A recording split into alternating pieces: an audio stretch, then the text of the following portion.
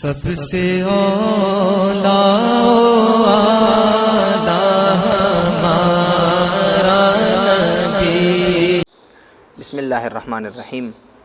سلسلہ فہم رمضان کے ساتھ آپ کی خدمت میں حاضر ہیں۔ ہمارے آج کا موضوع ہے اعتکاف کی قسمیں۔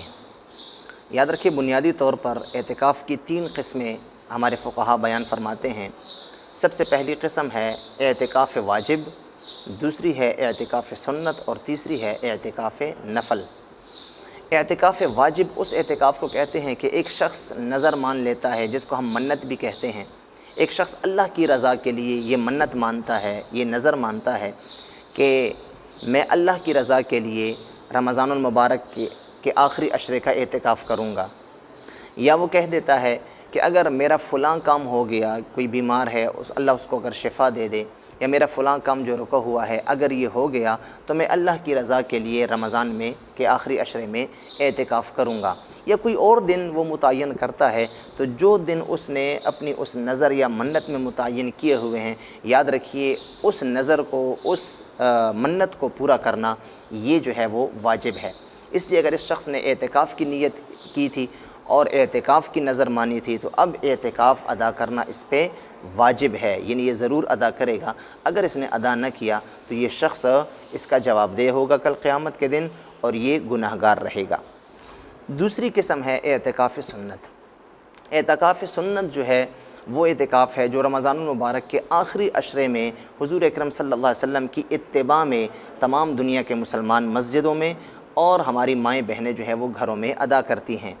اعتکاف سنت جو ہے وہ رمضان کے آخری عشرے میں ادا کیا جاتا ہے، اور پچھلی نشست میں ہم نے بیان کیا تھا کہ یہ وہ اعتکاف ہے جو سنت مؤکد ہے، علی الکفایہ ہے، یعنی اگر کسی علاقے کے سارے لوگ اعتکاف نہیں کریں گے اور ان میں سے کوئی بھی نہیں کرے گا تو سب کے سب گناہگار ہوں گے، اور اگر کوئی ایک شخص بھی اس محلے کا، اس علاقے کا اعتکاف کر لیتا ہے تو تمام کا ذمہ فارغ ہو جائے گا۔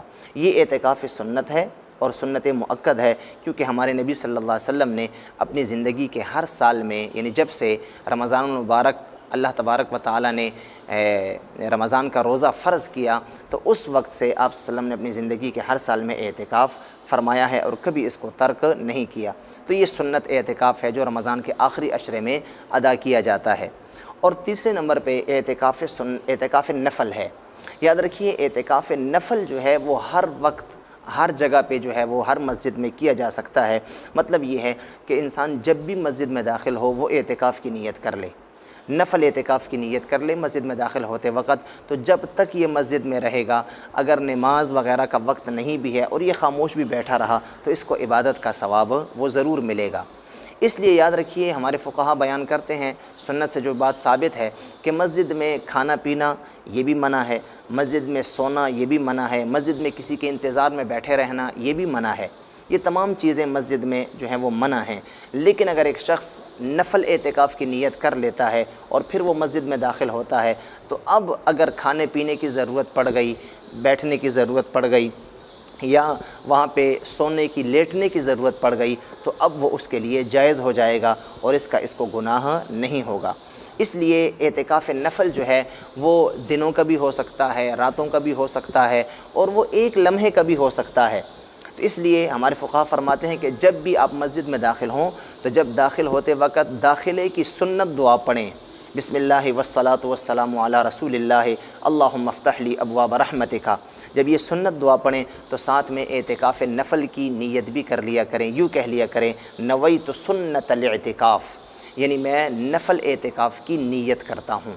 یہ اگر دل میں اس کا ارادہ ہے تب بھی کافی ہے، زبان سے ادا کی جائے تو تب بھی مستحب ہے، بہتر ہے۔